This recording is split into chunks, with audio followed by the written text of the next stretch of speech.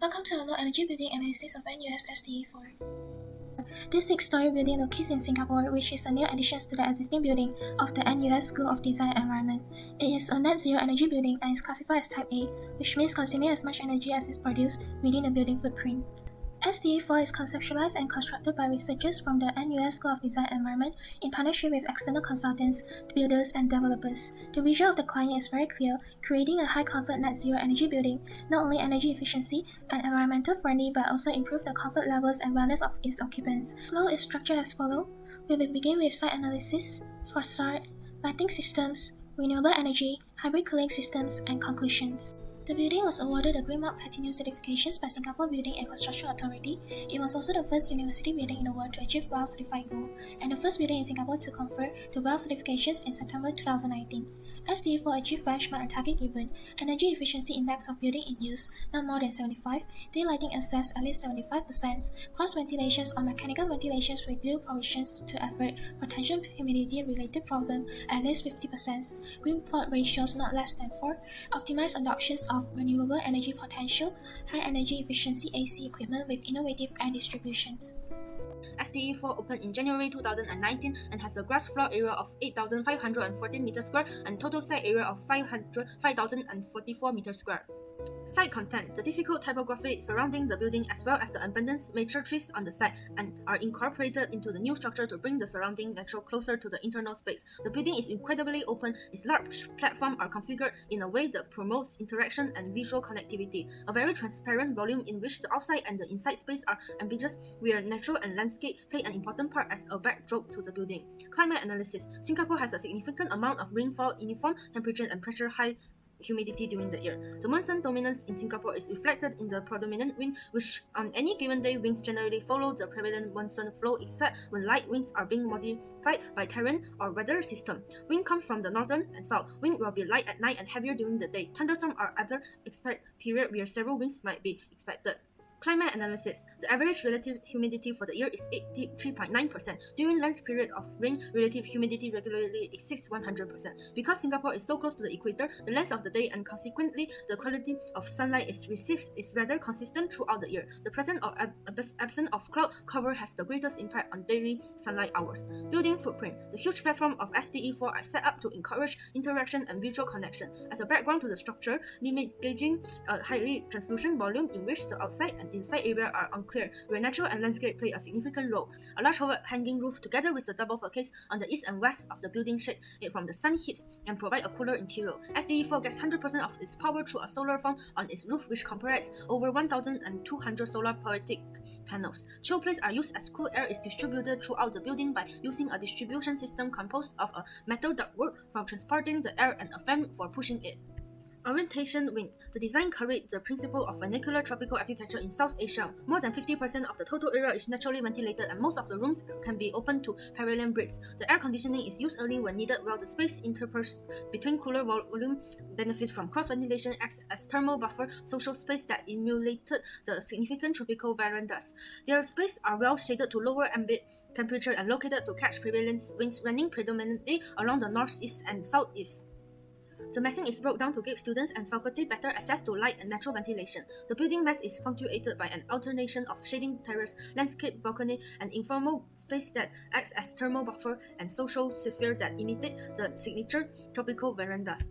The design concept of the plan relies on a completely loosened arrangement of learning space and a fully openable veneers, empowering proficient cross-ventilation and great opening to sunshine. Separating building masses: the proposal breaks down the building mass into smaller volumes. This volume gives students and faculty more immediate access to the light and natural ventilation of the outside. Each level is wrapped on three sides with an outdoor terrace. The terraces are brought out space that allow the work of the student to spill into the outdoor. Flexibility is achieved by placing an open plan level in the middle of the building section. The central study platform deliberately configurable in any way required. Different levels are dedicated to communal space. Those levels include the front garden, the exhibition space for displays of students' work and visit exhibition, and different green terraces which provide a pleasant outdoor working environment. Spatial planning: Communal areas are located on different floors. Green terrace, a communal plaza, and front garden are all included. The architecture is very open and transparent. This opening allows space to flow freely across the envelope of the building, bringing the surrounding landscape in close proximity to interior space. Access to nature, which strategized with a list of design features and principles that included landscaping, greenery, water features, and provision of outdoor and semi-outdoor space as integral elements to the design of the building. Spatial planning, more than 1,500 square meters of design studio space, a 500 meter square open plaza, a variety of public and social space, workshops and research center, a cafe, and a library are all parts of the structure. The structure is not an isolated in its own setting, rather it is part of a large environment. Connectivity, circulation corridor and straight flight stairs link and penetrate those volumetric platform allowed the space to blitz from one learning and research space to another, thereby broadcasting a collaborative nature of design. The east and west facade are designed as a vault and aluminum curtain that filters sense and emphasize a connection to the surrounding. Facade. Hydro-cooling system. An innovative cooling system not only offers air conditioning but also fresh air at high temperature and humidity. Room will not be excessively chilled in this manner. Ceiling fans assist in the circulation of cool air. The building has more than 1,200 solar photovoltaic panels. On days with insufficient isolation, the building draws energy from the power grid. The floating boat construction allows natural breeze to flow freely into the room. As a result, the requirement for air conditioning is reduced. Solar shading is provided by an over-ceiling roof and profitable screen. On the glazing facade, there are large overhanging and high-level louvers to encourage natural ventilation. Most glazing is openable and interiors features high ceilings with fans. This is a view from the southwest and from the northwest. Oversized cantilevered roof. The design concept was based on the loosened arrangement of learning space with fully open facade. These spaces were optimized to enable efficiency across ventilation and good exposed to daylight. Foundation. Ambiguous boundary between the indoor and outdoor allows uninterrupted connection of occupant with the natural system. The building material palette highlight the raw and natural characteristic with the use of steel, profitable material, and concrete. Columns are cast in place with 100% recyclable lightweight framework made of spiral bands of craft paper, aluminum, and polyester. Outer wall. The building's material palette is minimal, consisting of raw off-form concrete and glass. A profitable corrugated gold exterior temper the tropical heat along the eastern and western facade, which get the most direct sunlight. Profitable shade panels made of high-quality aluminum and metal plate on the east and west side, as well as a portion of the north side to cut out direct light, reduce solar heat gain, and improve the interior air condition. Exterior wall 100 mm thickness with 5-layer structural panel is chosen. It is a single-side fire-exposed CLT panel with fire resistance class R60. The school used wood construction practice such as choosing materials with low VOC content and storing fabrics like carpet in specially designed areas. For interior walls, the 7-layer 180 mm thickness double-side fire-exposed panel with fire resistance class R60 is chosen. The technical equipment used in this building. Natural light is one of the key elements in this building. Designing for lighting has to be considered as the initial stage of the building design. Daylighting saves power and HVAC exposed by reducing the quality of artificial light used. Electrical light produces a lot of heat, wherever natural lighting generates hardly any heat if it is properly controlled. Natural light may save up to 75% of the energy required to light building, which also lowering cooling expense. The structure is designed to maximize natural lighting and reduce the usage of artificial light.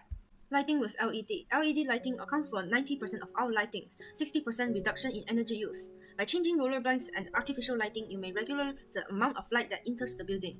Sunlight is the building's major light source. Light for the home is most utilized for energy conversion. At night, LED and downlight are commonly used. Daylight sensors are fitting to monitor natural daylight and dim or switch artificial lighting as needed depending on the level of light in the surrounding. The LED light that was put in the building comes in a variety of holes, each of which creates a particular atmosphere and levels of comfort for the house and its occupant. Passive strategy. Access to daylight was achieved by fragmenting the building space and allowing each space to have a large window facade. As such, 100% of occupants are within 7.5 meters to windows with access to daylight and views to the outdoor greenery. Solar shading is provided by an overceiling roof and provided screen and east and west facade. The roof accommodates an array of PV cells which generate additional electricity for the building, lowers the needs of electric light in the room. To reduce solar heat gain, the east and west elevation are covered with undulating profiled aluminum. The building used glazing of 80% and 50% of transmittancy with the use of aqueous walls. Double glazing glass used to ensure a balance between natural light and privacy. Free glass used to improve natural lighting. Massing solar shading panel provides shades in the morning and the evening. The use of a skylight tube as the dome installed on the home's roof simply transports the light of the sun from the exterior of the building to its interior, and wall facade flooring material are used to reduce glare. This is an example of the natural lighting impact to the room on the 6th floor. 500 lux generate office space should have this as a minimum light level. This level should be suitable for prolonged work on computers, machineries, and readings. More than 500 lux for areas which intricate works is being carried out. Daylight sensors are installed to monitor natural daylight and automatically dim or switch the artificial light whenever needed based on the environmental light level. Occupancy sensor override the lighting system with automatic step-backs when rooms are unoccupied. Features: aluminium solar shading is used to reduce the amount of direct sunlight entering a given space, controlling interior brightness and limiting heat in the summer. Light shelf located on the building south. This features is utilized to improve daylight quality and reduce cooling loads, increase occupant productivity and comfort. Fitted glass reduce glare, lowering cooling expense and allow more room to be adequate lighting without artificial light. One key features of Sde4 commitment to net zero energy consumptions includes the integrations of more than 1,200 photovoltaic panels on its rooftop. The building is estimated to save about $180,000 in energy costs a year and helps to provide the entire building and produce more than 500 MWh of energy a year. Energy demands for different building service in Sde4 is presented in this table. The total calculated annual energy demands of Sde4 is 497 MW per year, where plug loads and ventilations accounts for the largest amount of energy demand. The building has more than 1,200 solar PV panels, which generates around 500 MW per year of electricity, enough to power the entire building estimated annual year energy requirements. On days with insufficient installations, the building draws energy from the power grid. Based on the performance data over the year, it's observed that Sde4 is operating at net positive. Water recycling facilities is another key feature of Sde4. Under BCA Green Marks criteria, points are awarded where non-potable water scavenge is used to reduce potable water usage. Sde4 achieved this by using a rainwater harvesting systems where 2/3 is used for flushings and irrigations of gardens, and the remaining through a simulated wetland called the bioretention basins before being discharged into the sewers. The bioretention basins, designed as a natural purification systems, run off from the roof and hardscape is cleansed by passing through soil, which removes sediments and soluble nutrients. Conventionally, this is done by using activated covers, which is costly, and the resulting effluents could contribute to the non-potable water demands of the building. With the building energy budget as constrained as it is, this bioreactor fits right in since the bacteria do all the works without any extra energy required. Hybrid temporary ventilations is a combination of air conditionings and natural ventilations where air and weather permitting rooms are provided with operable glazings to encourage natural ventilations. The hybrid system is not only more efficient than the conventional systems, but also provide a better comfort levels. I would like to illustrate this point by showing you some smart features of Sde4. Demand control ventilation strategies are in place to ensure that indoor carbon dioxide levels does not exceed 750 parts per million. Daylighting utilization is enhanced through a network of photocells and occupancy sensors in addition to the architectural design. Besides, in order to enhance the effectiveness of the natural ventilations, 2 solar wind towers are installed at the roof above the main staircase, which helps to start warm indoor air through chimney, then draws cool ambient air through the facade into the interior using the buoyancy effects. Elevated air split has long been used in practice as a means to offsetting higher temperatures. An innovative cooling system not only provides air conditionings, but also supplies fresh air at high temperatures and humidity compared with conventional air conditioning systems. This way, the room will not be overly cool. The innovative part of the hybrid cooling system is to take benefits out of the elevated air split, using ceiling fans to work with the air conditionings to circulate the cool air. Occupants in Sde4 not only able to control the air velocity by adjusting the fan speed, but also have control over the indoor illuminance level by adjusting roller blinds and artificial lighting, air temperatures via thermostat, radial temperatures by adjusting lower screens and roller blinds, and natural ventilations via operable windows. Only 70% of the building is fully air conditioned, whereas 46% of the building is natural ventilated, and 26% of the building is hybrid temperate. Major progress areas are given in this table. About 3,500 meters squares are conditions, the people density is high, about 4 meters squares per person, and the hours of occupancies is around 7 AM to 10 PM, which is long as is the characteristics for architectural faculties. The full AC is a typical conventional design supplies room with pre-cool air at around 14 degrees to bring the indoor conditions down to 23 to 25 degrees with about 55 relative humidity, which is very energy consuming and typically accounts for up to 60% of a building total energy loads in tropical countries like Singapore. In addition, the conventional approach neglects the outdoor environmental conditions and reduces indoor human comfort levels to only a single variable, set point temperatures for the air conditioning. Obviously, the conventional way is against the target of climate responsive net zero energy. The hybrid cooling system is implemented in Sde4, which is a single-pass system that supplies the spaces with 100% highly filtered outdoor fresh air at higher temperatures and humidity, augmented with elevated air space from the smart ceiling fans controllable by occupants. Indoor air quality is measured and tracked in the building at all times to ensure optimal air quality. Demand of controlled ventilation strategies are in place to ensure that indoor carbon dioxide levels does not exceed 750 parts per million. Details: the hybrid cooling system supplies with pre-cooled air at 18 degrees, 4 degrees higher than the conventional systems, to temper the indoor condition into 27 to 28 degrees operative temperatures with 65% relative humidity. Elevated airspeed from ceiling fans can be controlled locally from 0.7 meter per second up to 1.2 meter per second. Air temperatures and humidity levels is set higher than the standard air conditioning systems, result in less cooling load compared to the conventional air conditioning system. The hybrid cooling system has a significant effects on AUI reduction. Results shows that from full AC it brings down in the range of 36 to 56, around the range of 50%.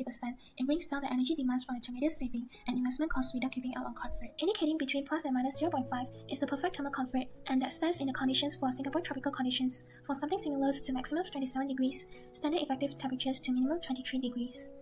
Subjective studies with users in Sde4 were conducted to examine the impact of air movements and temperatures on the aspect of thermal comfort under high and humid conditions. Preliminary results shows high levels of user acceptance for conditions where the temperature range between 26 to 28 degrees Celsius with a relative humidity of 60 to 65%. The thermal sensations of people with elevated airspeed, temperatures, and humidity in the air conditions to this environment. They noted that the thermal comfort was possible for the entire range of 25 to 30 degrees Celsius and relative humidity of 50 to 85% with bodily airspeeds in the range of 0.5 to 3 meters per second.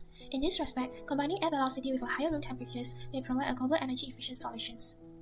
Preliminary results of subjective surveys completed by occupants shows high levels of user acceptance of the environmental conditions offered by the building. The hybrid cooling system is not just only reduce the energy cost, but also improve the balance of occupants with 100% fresh air, as compared to a conventional air conditioning system, which is the recirculated air. Research indicates that the presence of user control is widely accepted to affect the occupant satisfaction. This brings us to the end of the analysis. Thank you for your attention.